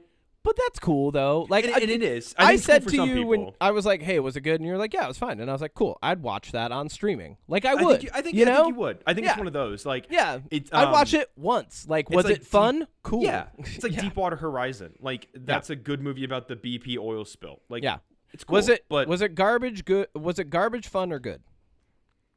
I guess it was fun. It was fun? Yeah, it was fun. But it wasn't that great. Well, I'm gonna be more tight with what I hand out as good. Okay, let's change it then. Let's adapt. It's garbage fun, good or great. Okay, this was good. Okay, there we go. Yeah. See, that's easier. That gives you a little. That gives you like the room in between fun and great. Yeah, because fun and good. Like good means that it was fun and also like it was worth watching once even. Yeah. I feel like fun is like. It's the roller coaster. It's the Marvel film that like you didn't necessarily care about, but it was all right. Yeah, I agree with that. That was a companion for me. Okay. Yeah. And then you saw Riff Raff. Riff Raff, which was I think I would call this one great. Oh, really? Yeah. So this is Jennifer Coolidge, Ed Harris, Gabrielle Union, Pete Davidson, Bill Murray, and the guy who's playing Sentry in Thunderbolts, and he was Bob in Top Gun 2, and his name is... I love the cast already. What is his That's name? amazing. You look it up. Lewis Pullman. Because he's Bill Pullman's son? Yeah. Lewis he Pullman. was in the fucking... what else was he in? Was he in the Godzilla show? No, what was he in? I forget. All right, sorry. Anyways, so Riff Raff is essentially Ed Harris is a former like enforcer for a mob. So he used to kill people. Yep. And he left that life behind. He used to work with Bill Murray, and Ed Harris moves up to Maine. I think all the mob shenanigans. I get the vibe. It's either Boston or like a part of New York City. It's one of those two. Northeast mob. Mob, baby. Yeah. So might even be Provincetown. I mean, that was like the capital for them for a while. It might be. La Cosa Nostra, baby. It might not be a big city. You don't really get to see much of it, so I'm speculating because they are able to drive up to Maine. So I'm we have organized criminals all over the state here. That's a good point. They're called government officials. But so basically, Ed Harris used to be married to Jennifer Coolidge, and they had a kid whose name is who's played by Lewis Pullman, and Ed Harris's former wife is Jennifer Coolidge. Cool. He married a new lady. Her name is played by Gabrielle Union, who I know her most famous as Martin Lawrence's sister in Bad Boys 2. Yes. That's who I know her from. Yep. And I love Jennifer Coolidge. Jennifer Coolidge is awesome. Yeah. So basically Ed Harris married this lady. She was pregnant, so he ends up raising her kid as his own. It's now been 18 years. This is Gabrielle Union. Yeah. Okay. I love her too. Great guy. She's great. Yeah. She has a kid named DJ, and after 18 years of Ed Harris living this new life, turning over a new leaf and being a good dad, his son shows up at his vacation home in Maine with his pregnant girlfriend, and he drugged his mom to bring her there, played by Jennifer Coolidge, and he's in trouble with some of the old mob people that Ed Harris used to work with. Yep. And it's a comedy drama, and the comedy is really based around like the conversations, and Jennifer Coolidge, she's playing what she's good at, which is somebody who drinks a lot of alcohol, smokes a lot of weed, and says a lot of weird stuff. Yep. Jennifer Coolidge is always great at that, and her partnering with Lewis Pullman was fantastic. You cut periodically back to Pete Davidson and Bill Murray, who are playing the mob people, and you follow them as they're trying to find where Lewis Pullman's character is because he did something and they want revenge. Does Pete Davidson play like the inept character? Like he's the comedic relief? He's the comedic relief, but he plays a guy who like... Comic relief. Jesus Christ, comedic He's the guy that kills people. Yeah. I mean, so does Bill Murray, but like, there's a. But they're bad at it. No, they're good at it. Oh, they're good at it. That's what's funny about it. So like, there's one moment where they go to Ed Harris's like regular home, and obviously they're not there because they're at a vacation home. But like, it's the middle of the night, and Ed Harris's neighbors just come in and are like, just being the most stupid, like over the top, being like, you guys are friends of. I think his name was Vincent. Ed Harris's character is Vincent. Like, you're friends of Vincent, and they're like, yeah, we're friends of Vincent, and they're like. She's like, the woman's like, gives a cookie to Pete Davidson. She's like, these are my famous cookies. And he like takes a bite and does some like face acting. And she's like, the secret is I made them with orange juice instead of sugar and you can't tell. And Pete Davidson literally goes, you can tell. And like spits the cookie out. Like, so it's little comedic moments like that. And then as they're leaving, Bill Murray's like, you got to go kill them. And he's like, what? Why? I thought we weren't killing people. We didn't have to. And he's like, I would classify them as a must kill. And then like, you just kind of, pans around and you see like through the window, the flash of a gun. He's like, they annoyed me. They have to die. And like, I like that. Yeah, that's good. Where Jennifer Coolidge wakes up. And she's like, I was drugged. And she's talking to her son. And he's like, Ma, I thought you would like waking up in the trees and shit. And she's like, oh, that is so thoughtful. I love you so much. Smoke this joint with me. That's it's just like, so, and it has a really good message in the sense of like, you know, be a good dad, be a good son. Cool. You know, don't be a shitty person. It's funny. It's good. This sounds like a good movie. It is. It's a really, honestly, like the more I think about it, there are a couple moments where obviously like very thin things where you're like, oh, that's super convenient that happened and that you were able to do this. But I think overall, it was really, really fun. It was me and two other people in the theater when I saw this. Yes. And they were both over the age of 60 and they were both men. Yeah. And there was one guy down the row from me and he was having a ball. Good. He was laughing at everything. Yeah. He was having a great fucking time. That's good. That's what we need. Also, Ed Harris is great. Ed Harris is fucking amazing. So was this movie good or great as you're thinking about it? I think it's great. I think it's great. I would see it. Yeah, for sure. I think it's definitely one. If you miss it in theaters, it's definitely worth seeing on streaming for sure. Then Thursday, you saw the movie that I care to talk about. Mickey 17. Bong Joon-ho's Mickey 17. One of my most anticipated of the year. Okay. Easily. And was did so it fucking deliver? Excited. Yes, it delivered on literally every platform. Stephen Yeun crushed it. Stephen Yeun, Robert Pattinson. Did you ever see like Umbrella Academy or Mindhunter? Yeah, of course.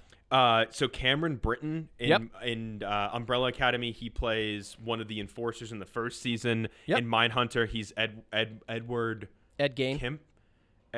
He's one of the serial killers. Yep. I'm trying to find.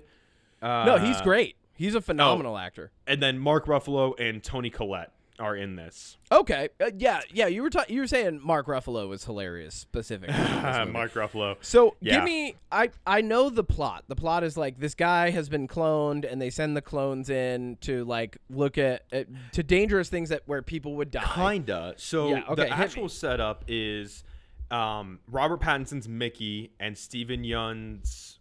Robert Pattinson is Mickey's.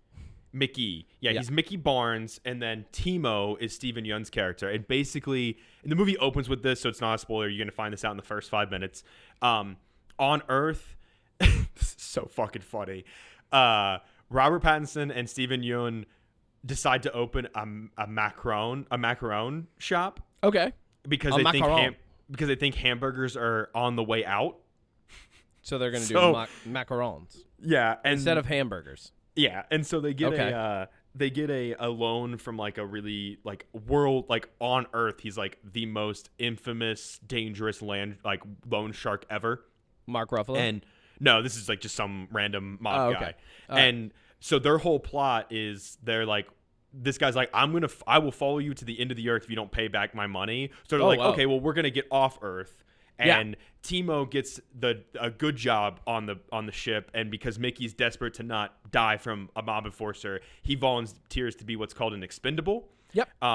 Which is outlawed on Earth. It's basically they upload your memory, and every time you die, they print out a new copy of you, and you have basically no human rights because like they can use you for whatever. Like they use you to test out how to like make a vaccine against a deadly virus work, and how to like send you down to a planet to breathe in the air to see if there's a deadly virus. They send you out in front of the sun to see how radiation affects you if you're directly in front of the sun. Wow. Like, and yeah, that's kind of the setup. And then as the plot unfolds, like, that's kind of like why they're on the ship in the first place. And 16 copies of him die.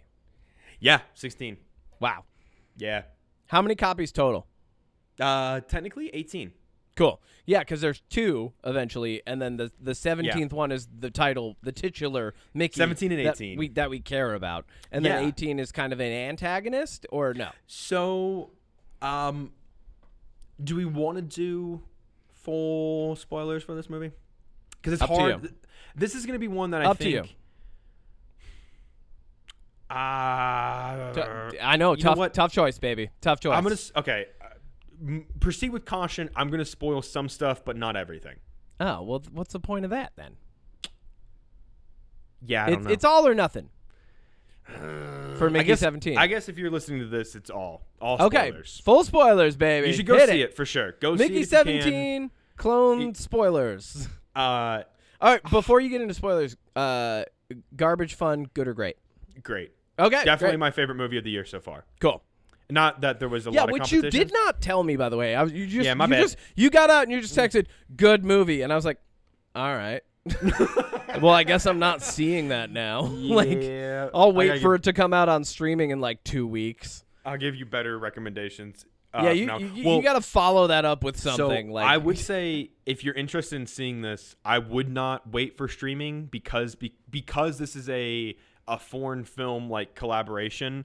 Yeah, I think this is going to be one of those, like a lot of Bong Joon-ho's movies, that it either A, takes a while to be on streaming, or B, is going to be behind a paywall for a really long time. Oh, like you have to pay like $20 to rent it. I'll probably pay $20 to rent it. I'll be honest. You could have paid $20 to see it in theaters. I don't want to do that. That makes sense. Fair.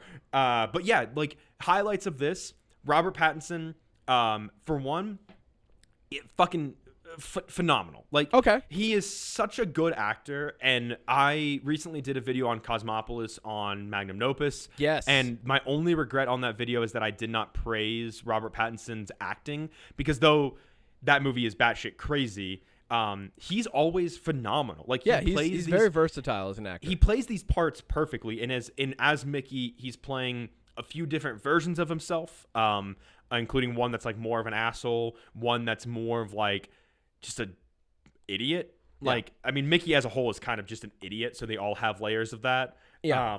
Mark Ruffalo's character, incredible. He's playing a failed senator. Basically, his whole character is he was a senator, he lost 2 re-elections, and now he's leading a colony mission for the church, which there's a lot of like heavy religious symbolism and like representation in this. And basically he's playing a cult leader who's he's leading basically like a Joel Osteen, Donald Trump type. That is 100. Dude, those are the 2 I would have used to describe him. There you go. And he's an idiot, and his wife is played by Toni Collette, who she's kind of really like the brains, because like there's literally moments where he'll say something and then like he'll like hug her, and like they'll be like ear to ear or like mouth to ear, and he'll be like, "How am I doing, honey?" And she's like, "You're doing great. Go hard. He's like, "I'm gonna go hard." And then they break their hug, and he's like, "And then no sex on the ship for 4 years." Oh my god. Dude, story checks out, man.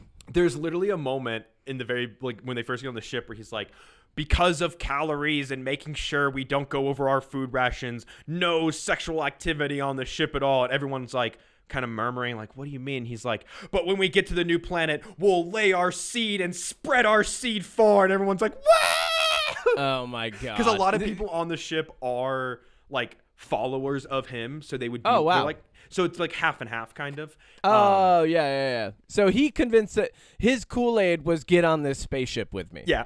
That was his Kool-Aid. All right, cool. I think so. The impression I got was that the American government was like, "No, you lead this exposition and get the fuck far away from get off Earth." Like, I mean, get off Earth and go to this other planet. Hey, good ideas. Hey, if anybody's listening, I think Trump and Musk could have a great time colonizing Send them to Mars. Yeah. So, Sucks you some know, toes. you know what they say. You're explaining this relationship, and for me, it comes back to that old phrase: behind every great man is a completely toxic and manipulative woman. Like there's, and possibly withholding of sex. You know, like Dude, that's what makes greatness, baby. Mark Ruffalo's character. It's no nut November forever.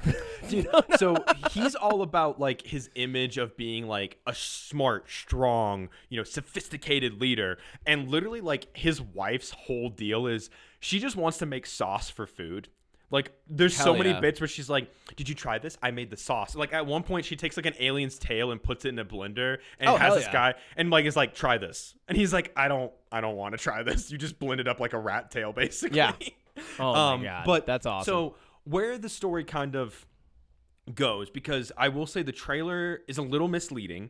And I think it's in a good way. I think you kind of expect something from the trailer and it goes in a similar direction, but better. But different. Different and better. Oh, they don't show you the whole movie in the trailer? That's nice. Crazy. Actually, a lot of what they show you is like the first half of the movie. Yeah. And I like how they make it seem like you're going to get a lot of the other Mickeys, but you really don't. Oh, okay. You really get them in either flashback or you get a lot of them like pretty. So the trailer gives you the setup. Mm-hmm. Okay. Crazy. Cool. It does its job. But basically, on it's a 4.5 year ship journey to this planet. Okay. And luckily, I thought we were going to spend a lot of time on the journey. No, we almost immediately they're at the planet and they're like, okay, now Mickey, go see if there's a virus. Okay, there's a virus. Let's make a vaccine. Okay, now we're going to send out the exploration crew and start seeing what's up. So like they're in like a holding pattern while like they do what they need to do to see if to get ready to move to the planet basically. Okay. And so Mickey falls down a crevasse and Stephen Young leaves him there to die. He's like, well, you're going to die anyways. And then these things called creepers, which are like the weird alien things they look like roly-polies almost. Okay. From the trailer. They rescue Mickey basically from the ice crevasse and he gets back to the ship, but they already printed out Mickey 18. And that's that's really where the plot starts to kick in. There's multiples. Multiples are not allowed. I think it's really cool. They actually do a job. They actually do explain like in a way that I'm like, oh yeah, like it makes sense that this technology isn't on Earth because they're like the church was like made a big deal about it because it's two bodies but you should only have one soul, and one side of the political spectrum said that it's for slave labor and the other wanted to exploit it, so like nobody could agree how to use the technology, so it was outlawed. And I'm like, that kind of makes sense, like with the way things are. And so the reason that multiples are like, if there ever is a multiple, you just kill, you wipe everybody. You wipe the memories. You don't ever reprint. You kill, you burn. It's permanent termination. Yeah. And it's because this guy who helped create the technology was a serial killer and he was using multiples as his alibi. Okay. And so like, that's fucking great. That right? Like I love that. Yes. Wow. So I think that's just like fucking great. Yeah, that's some good dark humor right there. Yeah, so no, there's I love a lot that. of dark humor in this. Good. And, all right, you know what? I might go see this weekend. Mickey has a love interest who and this is what I think really they did really well. Yeah. The love story between the two like characters, I was just waiting for the moment where it falls apart, right? Where she's like, I don't love you. And, like, because that's what always happens. You know, they always have to have like a rough patch and they give it not once. Not once do they ever falter. Not once do you think that they're like, no matter what, like the love story is really solid. And what's fucking amazing about this movie, and I think this is where some people are going to be like, really? That's how the day is saved? So there's this really nonchalant subplot about how Mickey and his girlfriend are creating sex positions. And they're naming them like A1, B3, like, and they're all these different, and they're like they're like drawing out illustrations of them on like they're doing a Kama Sutra. And like animating them. Yeah, they're doing a Kama Sutra, baby. So the pivotal moment in this movie is the humans capture a baby alien, and they kind of have like a hive mind where like if one feels pain, they can all feel the pain. The aliens? And so yeah. Okay. And so they're like doing experiments on the baby on the ship, and so all the aliens like circle the ship and like start like making noises and stuff. And so Mickey realizes that if he gets the baby back to the mama alien, you know, they won't destroy the ship because they drop a line at some point where they're like, these things are so tough they could run through steel because like they're armor plated. They look like giant like armored armadillos and roly-polies. We're doing a little bit of a different take on like a Starship Troopers, right? A little bit. It's kind of like, it sounds like there's a book in the Orson Scott Card Ender series called Speaker for the Dead. Which is about humans interacting with a foreign alien species and not understanding their culture, and that it sounds like this is taking a page out of that. Well, the whole book's about misunderstanding, like just cross culture communication, and so like, and the way that you're describing the aliens it's similar to, I think they call them pygmies. I forget what they're called, but they're pig something. But I haven't read that book in forever. Just kidding. But it sounds like it's a cross between that and like Starship Troopers. You know, it kind of is because at one point Mickey tries to imitate the sounds of the aliens to show that he's friendly. Yeah, and so, but the way that the day is saved is, hit me. Mickey's like looking at the camera from the ship, and like he's out in the middle of all the aliens and stuff, and the aliens are getting ready to use this screech that I guess I should also say at some point Mickey is able to get like a translator to talk to the aliens like legitly. Yeah. Like one of the scientist girls is like, here's a translator. She's like, oh no, we can figure this out. Yeah, like there's cool. a couple scientists that are like, let's do science, and there's a couple scientists that are like, no, let's do religion. If this was more or if this was less of a dark humor movie, I'd probably be like, that's lame. But like, it sounds like this is funny. Okay. So the way the day is saved is Mickey is staring at the camera and he's doing like a motion for C3, and his girlfriend sees it, and the name of the sex position is literally "Bring the Baby." And she's like, oh, I need to bring him the baby. And I'm like, that's so fucking funny. Like, okay, that's cool. I like that. So like, that's funny. Some people might be like, oh, that's stupid because like, what are the chances they named one Bring the Baby? But like, who cares? It's fucking hilarious. It's a dark humor movie. Yeah, it sounds like this is equal parts comedy and like science farce, right? Like not science fiction, science farce. It's definitely not. Don't expect a lot of action. Cool. I would say there's maybe like one action scene, if you want to call it that. I think this is all I'm going to say about it. I've already spoiled enough, but the whole I think movie. There's a lot that I haven't mentioned. Like, okay, cool. There's a lot of really cool little bits. It's just a good movie. Like, okay, good. It is a very, very good movie. I'm really happy that this was one of the movies that I was most anticipated for outside of like Marvel and DC. Yeah, and it really delivered for me. Good. I think I might go see it again. It's a good movie. Like, good. I keep thinking Mickey 17 is your number one. If I don't get a chance to see it this weekend, I'll probably like as soon as it's like up, I'll just rent it. Because I'm okay with like renting a movie at home for I'll watch it again with you. $18, whatever. Yeah. If you rent it, I'll watch it with you. The other thing about like renting movies now when they come to streaming fast is I also like, because of the way that I use like my credit cards and my debit cards and my Amazon account, like I'm getting credits on things. So like it's actually cheaper for me to do that stuff at home sometimes. But I mean, if I get a chance, I'll go see it this weekend. We talked about this. I pay $23 a month and I've seen.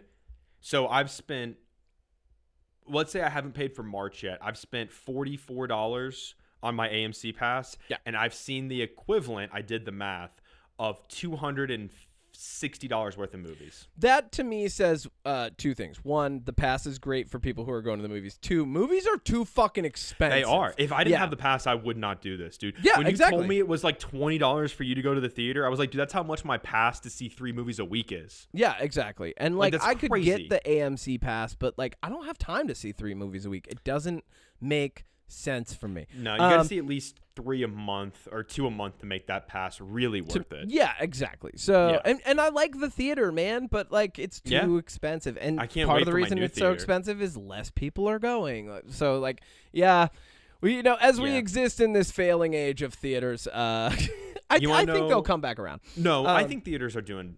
I think they're doing okay. I'm moving near an AMC 24 where it has IMAX, and my pass gives you IMAX tickets. So I'm like, we're going. But As good as Mickey 17 was, again, praise it, highly recommend. Anybody that thinks that Robert Pattinson is a bad actor because you only saw him in Twilight, grow up. That's what I have to say to you. I was going to say Cosmopolis was like the first film I was like, oh, no, this guy's good. Yeah, I like this. I saw Cosmopolis when it came out, too. Yeah. Like, I saw that in theaters. So isn't that wild? Like, nobody saw that movie in theaters. I think I might have been one of like 4 people in there. I think I was in boot camp when that came out. You probably were. Because 2012, I spent that's when I left for the Marine Corps, so I missed Batman Returns or whatever. I loved Dark Cosmopolis. Knight. It was so good. All right. Let's end it on a high note. You said The Rover was the other one from Robert Pattinson I was going to say. Oh, okay. Let's end it on a high note. We had fun. We had great. And obviously, the last movie we're going to talk about is the best movie you saw this week. Yes. Into the Whatever Lands by In the Lost Lands, a George R.R. Martin book turned short movie story, by, not a book. Short story. Short really? Story. Yes. Oh, that not even a book. So much. That explains. Not even a book. So much. It's based on the short story. I thought this was a book, and that would have, dude. Oh my god. Okay. Starring Dave Bautista and Mila Joffoffavich. From Resident Evil director and Monster Hunter director fame, Paul W.S. Anderson. Also famed husband of Mila Joffoffavich. Dude, this man is stuck in 2006 making movies. Oh, God. Is this just Resident Evil Part 15? This is everything was filmed making Resident Evil movies. Everything was filmed on a smudged lens on a green screen soundstage. No. And everybody literally was reading their lines for the first time right before the camera hit record. Yeah, the only line I heard from the trailer in this movie and remembered was like, "Your fate was sealed the moment you met me." And it's like, dude, okay, that's so full spoilers. Even use that in D&D. Full spoilers for this movie that I know everyone was excited for. Oh, so pumped! Yeah, I don't even know. Way to rain on my parade. I didn't even know this movie existed until you said it was a thing. You're welcome. Yeah. So for one. This movie looks like shit. All of the CGI landscapes are it's just bad. Oh, dude, no. It's hazy and like again, this movie. Do you ever see Underworld? Yeah, of course. I love has. You know how Underworld is like very blue tint? Yeah, the whole movie's blue. This is very orange tint. This whole movie is fucking orange tint. It's like, oh my god. Okay, I know how to describe how this movie looks. If anybody has seen the Zack Snyder's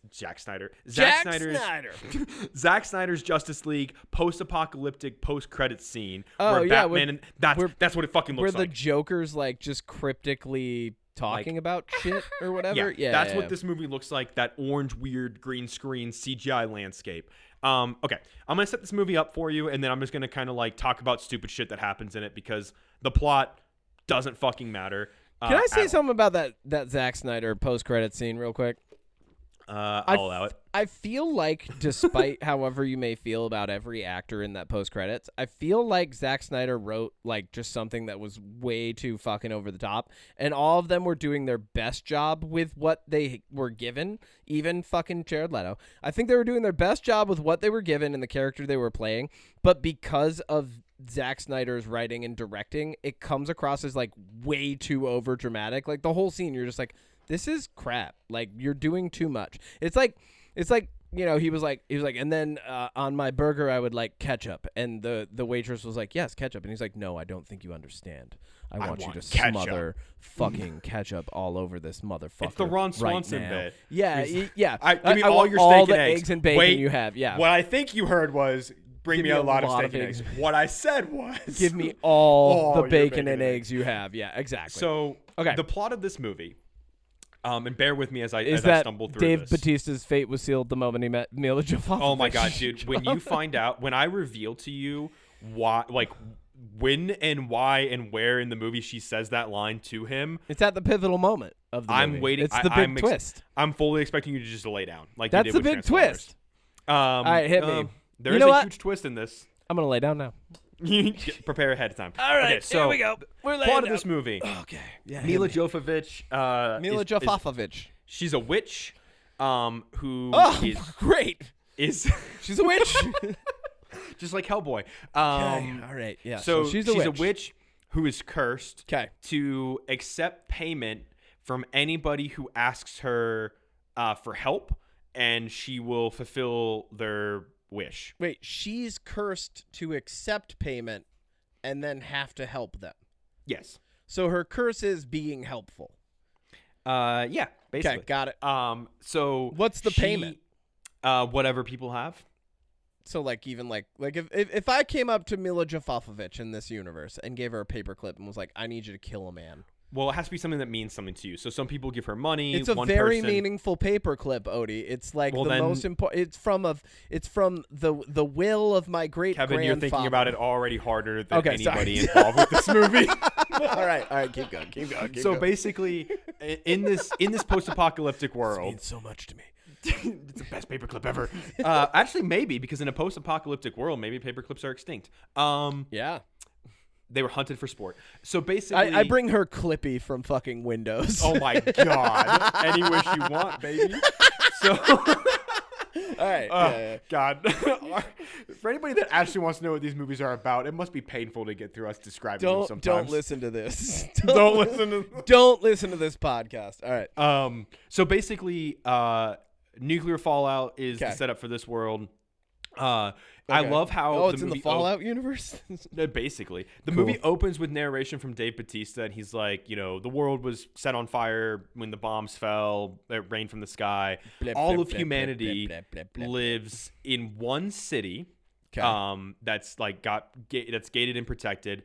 The city is run by religious fanatics. The church controls everything. Oh, God. Here we they do public hangings, everything. Yeah. And so what I find funny about that is Dave Bautista's like, all of humanity lives in this one city. And then like 20 minutes later, they leave the city and they like go to another place where there's humans.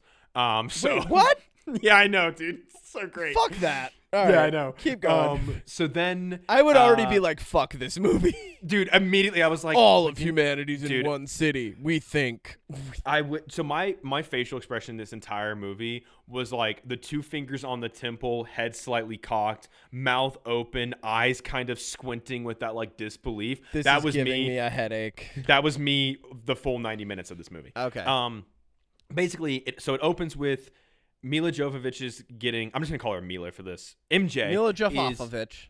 Joffoffavich is getting... She's about to get hanged for... hunged for being a witch.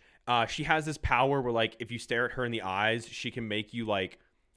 Basically, like, I guess, like, hallucinate or, like, illusions to make you do stuff for her. Like, you think you're doing something, but you're doing something else. Kind of like Scarlet Witch powers. Oh, weird. All right, whatever. So she's getting hanged. She manipulates one of the guys to, like, break her free. She escapes. And when she escapes, Kevin, you'd think, okay, so there's only one. This is, like, the city is where everybody is at, right? So, like, she's obviously she's going to leave the city, right? Yeah.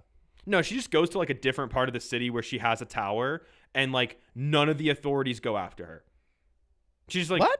Yeah, she's supposed to get hanged, and she just, like, goes back to her base of operations where the plot of this movie kicks off. Again, don't think too... If I say something that doesn't make sense... I'm at my home base. You can't touch me. If I say something that doesn't make sense, don't think about it too hard, okay? I'll try not to. My disclaimer for my Magnum Opus videos. Yeah, don't think about it too hard. Okay. So, the queen... the queen, not Mila Joffoffavich. No, this is a different queen. The queen and the head of the Death Watch, name of the guard. Love it. She's married to a guy named the Overlord. She goes to Mila Joffoffavich and is like, "Hey, I want you to bring me the powers of a shapeshifter." And she's like, okay, I don't deny anybody. I will go into the Lost Lands. I will find you a shapeshifter on the next full moon and kill it. And I will bring you the skin of a shapeshifter. And if you bleed on the skin and wear it, you inherit the powers of a shapeshifter. Now, Kevin, when I say shapeshifter, what do you think that means? These are a lot of rules already. Yeah, welcome to my world. Shapeshifter, yeah, like a changeling, like something that can literally change form. Okay, cool. Keep that in mind. So she meets Dave Bautista. He's a shapeshifter. He's a famous hunter. Slash shapeshifter. He's a famous hunter from the Lost Lands. And they team up. Would you shut the fuck Stop. I'm trying. Why are you stuck on that? Just humor me. Am I right? We'll get to it. There is a twist with him, and we will get to it. Okay. So they escape the city, and the church. A lot of escaping in this film. The church sends a death train after them. So a locomotive.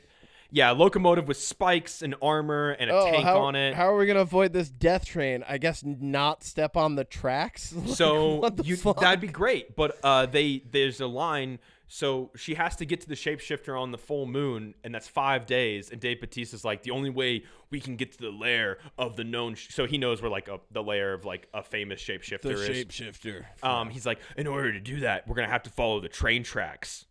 So, So you have to.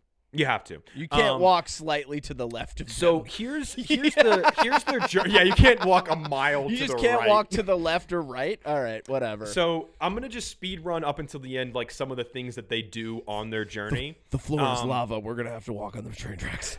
They stop at a place called the Trading Post where 2 other humans live, and Dave Bautista fucks one of them because he's everybody loves him. He also was fucking.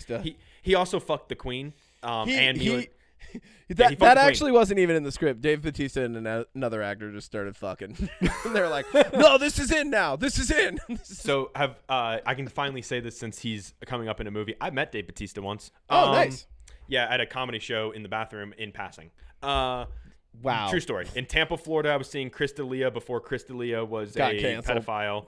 And I saw Dave Bautista in the bathroom, and I looked at him, and I gave him a nod, and he gave me a nod, and then he walked out. And I was like, Chris I'm not going to bother this man. a dad twice over now, and he's sorry. Does that make you feel better? No, it doesn't.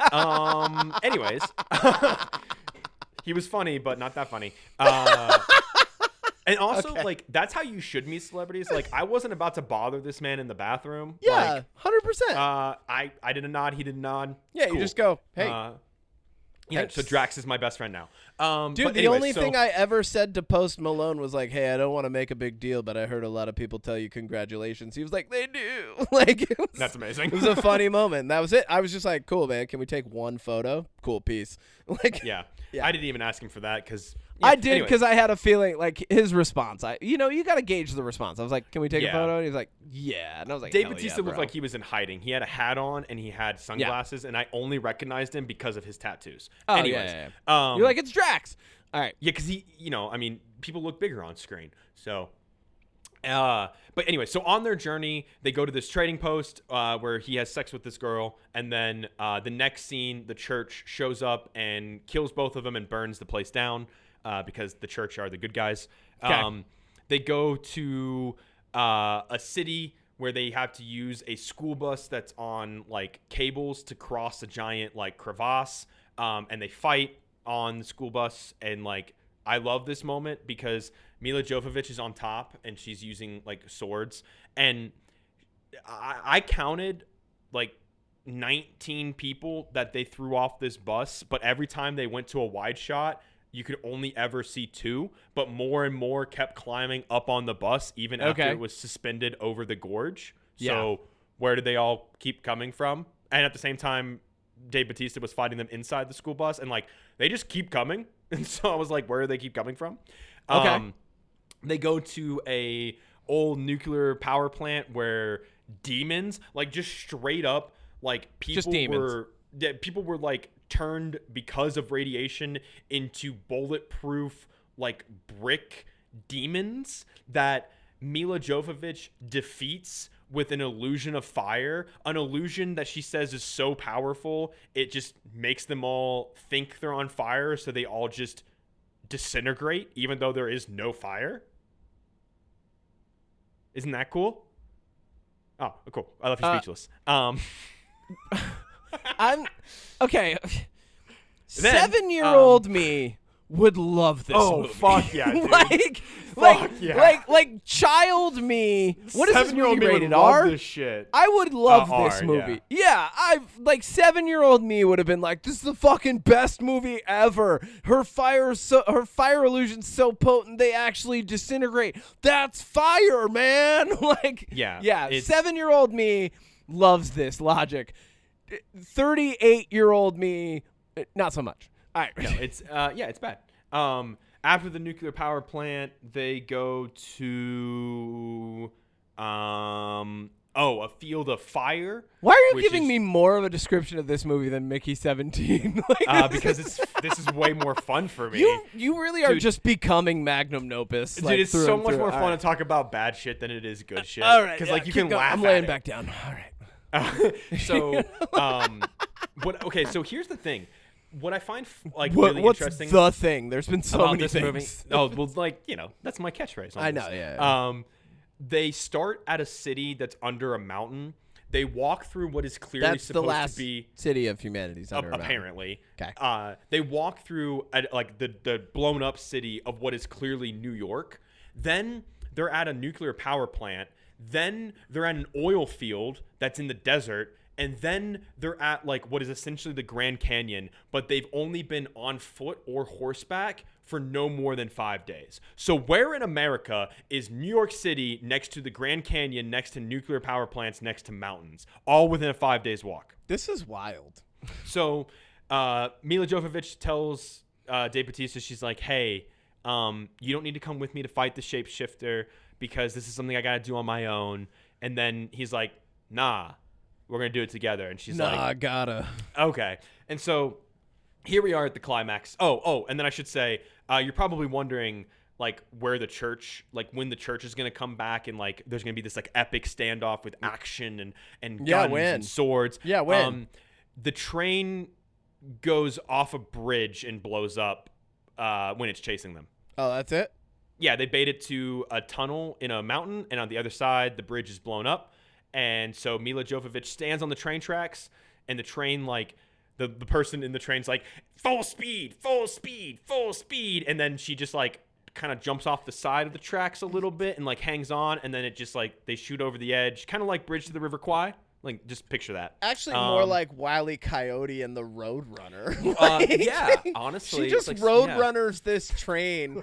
And also, you're the conductor. Yeah, full speed. What other option do you have? Yes, and now we will engage our secret weapon. Why is there not a Gatling gun on top of the train? There's a giant cannon. Oh. Why not a Gatling gun? You could do so much more. This is a post-apocalyptic world, and they didn't put a Gatling gun on top of the train? No. I feel full speed ahead. What? No, because then they got to go full speed ahead. Oh, okay. This just okay. Keep fucking. So she roadrunners the train, and then more church. Yeah, and then at the same time, there is this. Okay, so then they get to another cave.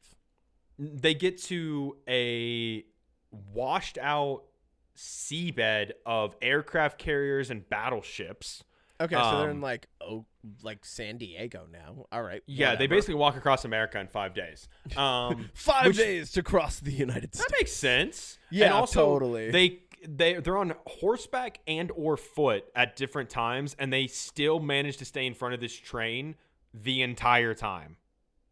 That makes no sense. So yeah, all right. It's like they really wanted some Mad Max stuff in here. They just didn't know how to do it. So anyways, I'm gonna skip to the end. They get to the shapeshifter's lair, and Director Anderson, we lost the budget for the cars. Fuck it. Dude, okay. Are you ready for this? I guess they walk. Are you ready for this? Yeah, hit me. This is where it gets. This is where I almost walked out of this movie. Probably should have. You called it. Turns out Dave Bautista was the shapeshifter all along. It gets worse. It gets worse, Kevin. I fucking knew it as soon as you said. Dude, it's so obvious in the movie, too. Because at one point, she has a vision of the shapeshifter. And it's him. And it's very clearly his face. Yeah. But here's the thing, Kevin. God. When they said shapeshifter, what they really meant is he's a werewolf, because when the full moon comes out whenever the full moon's here, he turns into a werewolf, and that's what he does. So they just changed the name? He turns into a werewolf. That's so dumb. And then they have a big fight. So no, but Mila Joffoffavich first has to monologue, and she's like, "You thought you could lure me here and kill me because you're a shapeshifter? your fate was sealed the moment I met you. And then, Kevin, it flashes back, and her original vision of the shapeshifter, she sees it turn back into Dave Bautista, and that's why she hired him. To take her dangerously across a 6-day journey of demons and monsters and a killer train, just so she could take him to his lair, so she could kill him on a full moon. And yeah, does she kill him, dude? So they fight, and in the fight, she uses her illusion powers to make him think that he's fighting on fire. To make him think that he is fighting a giant crow. Huh. Yeah. Interesting. So then she kills him? No, then the clouds cover the moon, and he turns back into Dave Bautista. And I should say, she fights him with like Wolverine claws that are made out of silver. Okay. And does she have them? Yeah, she just had them on her. Yeah. They're not gloves. They're just like rings, individual rings. Okay. And then he turns back into a human, and she's like, they have like a romantic moment, and then romantic. Yeah, because like they kind of love each other or something. What? And then because Dave Bautista's like, don't do this. We could just run away together, and it could just be me and you forever, and you won't have to say yes to anybody. Together. So here's the thing, right? I said that already. Basically, she kills him after he transforms back into the werewolf for a second time. Okay. She skins him, takes the skin to the queen. The queen finds out it was Dave Bautista's character who she got pregnant by. And so because everybody loves him. I was going to say there's an illegitimate werewolf baby to be born somewhere in the Lost Lands already. Yeah, but when Mila Joffoffavich returns to the city decides to stand up, and they revolt against the church and kill the queen and kill everybody. And so because the queen didn't spill her blood on the skin of the shapeshifter and wear it like a hat, it turns into ash, and the ash goes all the way back to Dave Bautista's grave, and he comes back to life. And they 7-year-old me would love this movie. So what I think is the funniest about this movie, Kevin, is when they kept talking, when she does her whole, I'm cursed and I have to help anybody who comes to me. Yeah. Dave Bautista's whole pitch is, okay, like, let's just not go back to the city. We can survive out here in the Lost Lands, because that's where I've been surviving. Like, if you're not around people, they can't ask you for favors, because her whole thing is like, when people ask her for favors, it always ends poorly. Like, the queen asked for the shapeshifter's powers, and she brought the queen her love. Her one true love was Dave Bautista, or fucking something. I guess that's the real curse. So if she just had taken Dave Bautista up on the offer to just roam the Lost Land, she never would have had to say yes to anybody. Yeah, it would have been fine.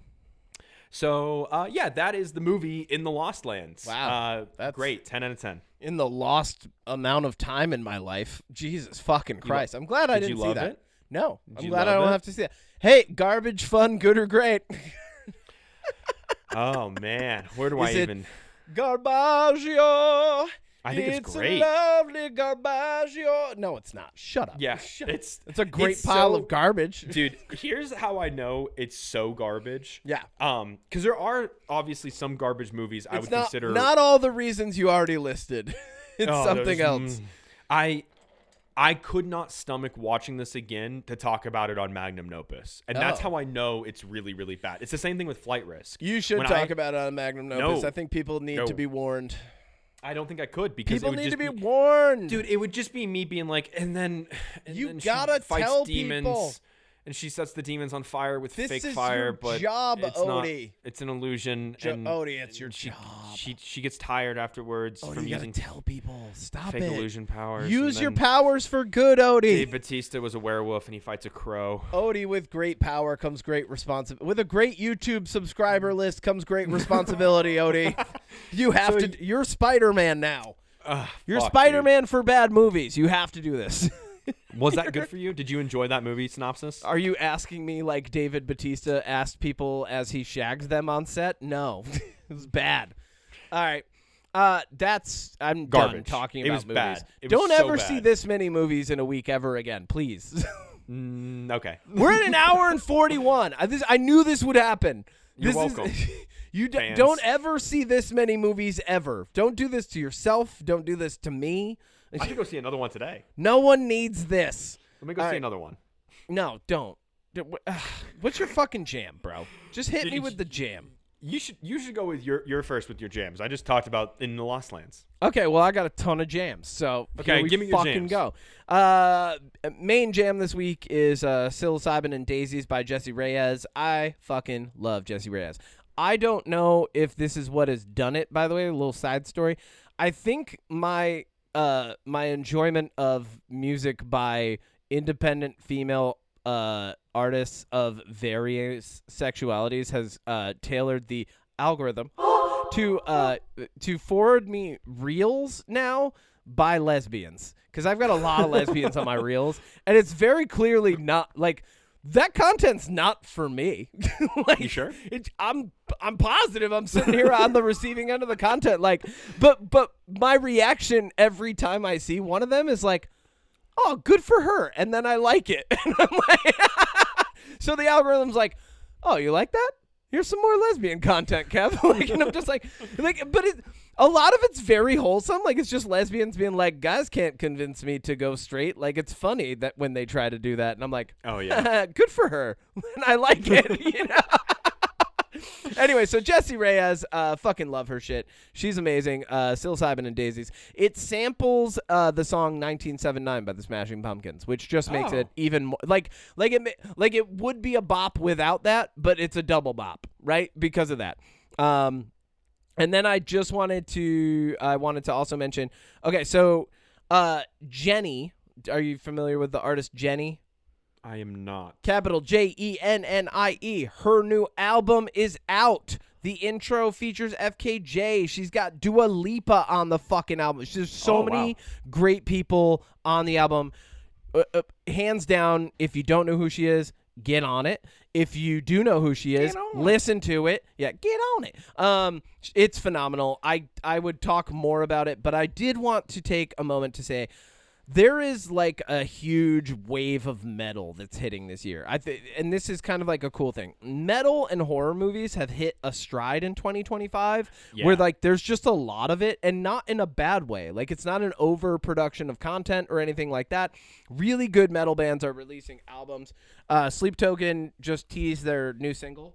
Oh, yeah. Sleep Token teased a new single. Everybody had to solve a fucking puzzle to get it. Thanks, Sleep Token. I feel like I love Sleep Token, but I feel like a few years from now, like, the fan base is just going to be exhausted. They're going to be like, oh, what's the fucking puzzle now? Like, just wait for it to come out like me. They're literally going to release like a 100,000 piece jigsaw puzzle or something and like force their fans to come to a specific location to solve it. Like, you know, like, hell yeah. It's going to be like it's going to show us that, like, if the Jigsaw Killer existed in the real world, we'd all just get really, like, beleaguered by him. We'd just be like, oh, he's fucking done it. Okay, what's the puzzle this time, Dude, my favorite jokes are the people that are like, you wake up, that's like POV, you're in a jigsaw trap, and they're like, you want me to do what? No, I'm not doing that. Just kill me now. I'm not sticking my hand in those needles. Like, just and that'd be kind of me. I'd be like, so I'm gonna die unless I cut off like 12% of my body fat. No, just kill me, dude. Like, I'm good. There are some of I would do some of them. Some of them I'm like, oh yeah, I could do that.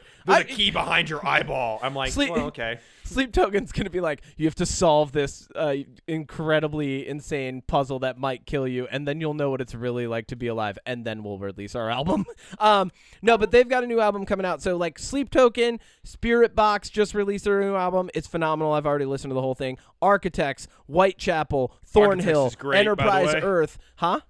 Architects' new album is great, by the way. Yeah, it's phenomenal. You're welcome. Ringing endorsement. Dude, even like Whitechapel, Thornhill, Enterprise Earth, like there's so many great metal bands that are releasing albums this year. They're all on really great big festivals.